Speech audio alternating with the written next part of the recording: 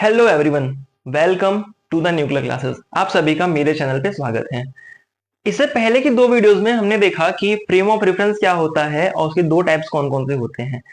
ठीक है, अब नेक्स्ट अगर हम बात करें तो आज हम वो टॉपिक करने वाले हैं जो आपके एग्जाम पर्सपेक्टिव से यूनिवर्सिटी या एग्जाम्स में स्पेशली ये चीज पूछी जाती है कि गैलीलियन ट्रांसफॉर्मेशन क्या होता है, इसके केसेस कौन कौन से होते हैं, ये डिफाइन करिए। तो गैलीलियन ट्रांसफॉर्मेशन जानने से पहले हमको यह पता होना चाहिए कि ट्रांसफॉर्मेशन इक्वेशन क्या होता है। तो आप देख सकते हैं यहां पे मैंने लिखा हुआ है the equation which relates the coordinate of two frame of reference is called transformation equation। मतलब कि ऐसा इक्वेशन जो क्या करता है, रिलेट करता है किसको, दो फ्रेम ऑफ रेफरेंस को, उसके कोऑर्डिनेट्स को, वैसा इक्वेशन क्या कहलाता है, आपका ट्रांसफॉर्मेशन इक्वेशन कहलाता है। अब अगर मैं बात करूं गैलीलियन ट्रांसफॉर्मेशन की, तो गैलीलियन ट्रांसफॉर्मेशन में क्या बोला जाता है, देखो, एक ऐसा इक्वेशन जो रिलेट करता है किसको, पार्टिकल कोऑर्डिनेट्स को, किसमें, दो इनर्शियल फ्रेम्स में, वो क्या कहलाएगा, आपका गैलीलियन ट्रांसफॉर्मेशन कहलाएगा।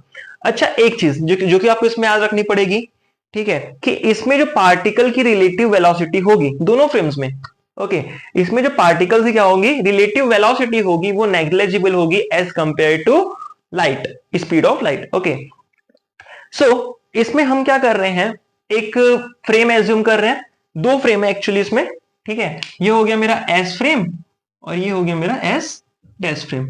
ठीक है, इसमें आप देख सकते हैं कि इसमें जो एक्स एक्सिस है, ठीक है, ये आगे की तरफ बढ़ रहा है। मतलब कि इसमें मैंने क्या किया, देखिए कि एक मैंने लिया हुआ है एस फ्रेम और एस डैश फ्रेम को मैंने क्या किया, इसी को उठा के थोड़ा आगे मूव कर दिया।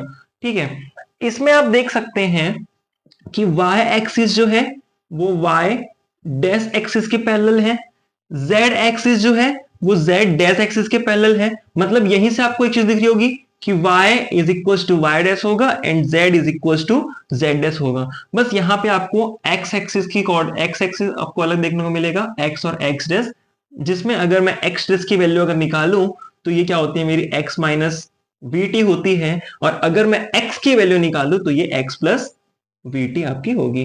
ठीक है, इसमें हमने देखा, इसमें हमने टी कॉम्पोनेंट लिया हुआ है, टी कॉम्पोनेंट मतलब कि टाइम। ठीक है, तो टाइम जो हमने दोनों फ्रेम में लिया हुआ है, इसमें हम लेके चल रहे हैं कि टाइम जो है हमारा वो जीरो है। ओके, क्या लेके चल रहे हैं हम, टाइम जो है वो हमारा जीरो है। तो अगर मैं मैथमेटिकली थोड़ा आगे बढ़ूं, ठीक है, तो हमने इससे पहले भी ये चीज देखी हुई थी कि अगर मुझे निकालना है क्या, आर डैश की वैल्यू, किसकी value, R, sorry R vector की वैल्यू। यहां पे आप देख सकते हैं अगर मुझे आर वेक्टर की वैल्यू निकालनी है तो ये क्या होता है, R dash vector minus VT होता है। ओके, और इसी में अगर बात कर लूं किसकी, अगर मुझे आर डैश वेक्टर निकालना है, सॉरी ये प्लस होता है ना, ठीक है, आर डैश वेक्टर अगर मुझे निकालना है तो ये क्या हो जाता है, आर वेक्टर माइनस वीटी हो जाता है। ठीक है, इन दो केसेस पे हम देखने वाले हैं पहले तो, ठीक है, बाद में इसके दो केसेस और भी आने वाले हैं। ठीक है, एक केस हमारा होगा जिसमें हमारा जो एस फ्रेम है उसके इंक्लाइन में कौन होगा, एस डैश फ्रेम होगा। ठीक है, एंड देन जो सेकंड केस आएगी उसमें क्या होगा, जो एस डैश फ्रेम होगा उसको मैं उठा के डायरेक्ट यहां शिफ्ट कर दूंगा, देखेंगे हम आगे। ओके, अच्छा अब देखो, अगर मैं इन दोनों में क्या करूं, इन दोनों में मैं क्या करता हूं, इन दोनों को डिफ्रेंशिएट करता हूं। ओके, क्या करता हूं मैं, इन दोनों को डिफ्रेंशिएट कर देता हूं। तो दोनों ही केसेस पे, ठीक है, हम ये देखेंगे कि दोनों ही केसेस पे क्या होने वाले हैं, जो एक्सेलरेशन की वैल्यू होगी वो सेम होगी। ओके, देखते हैं कैसे, देखो जब मैं इसको डिफरेंशिएट कर रहा हूं, differentiate with respect to time, ठीक है, दोनों इक्वेशन को मैं कर रहा हूं ना, ठीक है, यहां पे मैं इन दोनों को डिफरेंशिएट कर देता हूं।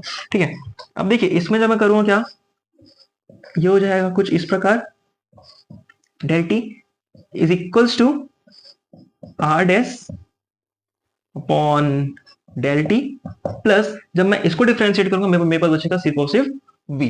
ओके, सेम यहां पे मैं करता हूं, R dash vector upon del T is equals to R dash, sorry यहां पे मैंने डैश लिख दिया गलती से, del T upon sorry del R vector upon del T minus में क्या मिल जाएगा आपको, सिर्फ और सिर्फ v, जब मैं इसको डिफरेंशिएट करता हूं।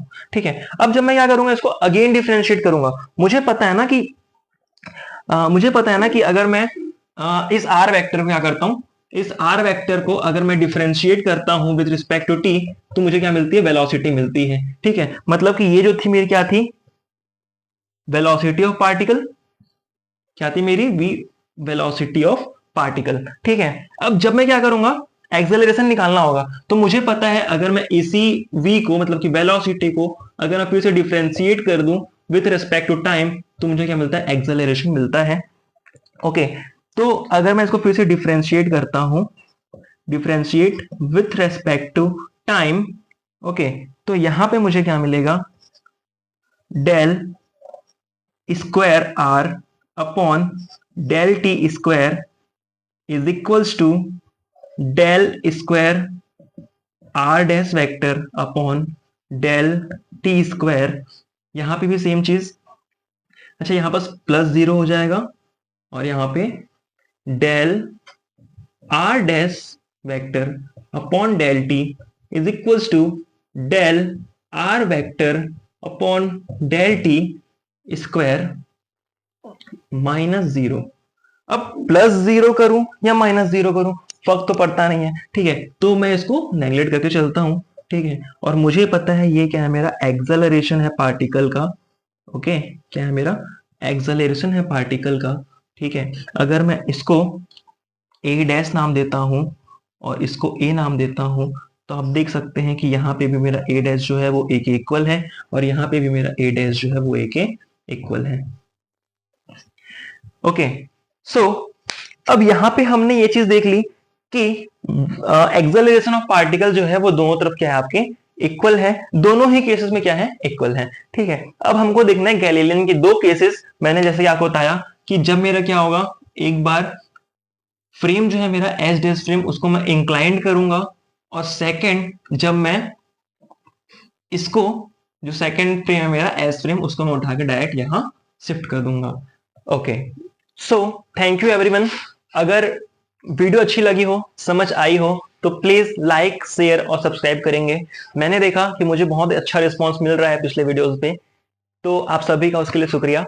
और जैसे ही हम कल वीडियो पे आते हैं, वैसे ही हम गैलीलियन के दोनों ही केसेस को एक साथ सॉल्व करेंगे कि जब ओरिजिन से ही क्या होगा, इंक्लाइंड हो जाएगा एस डैश फ्रेम, तो क्या होगा, और जब मैं ओरिजिन को मतलब एस डैश फ्रेम के ओरिजिन को यहां पे या फिर यहां कहीं पे शिफ्ट कर दूं, तब क्या हो सकता है। ओके, थैंक यू, फिर मिलते हैं नई वीडियो के साथ। Thank you.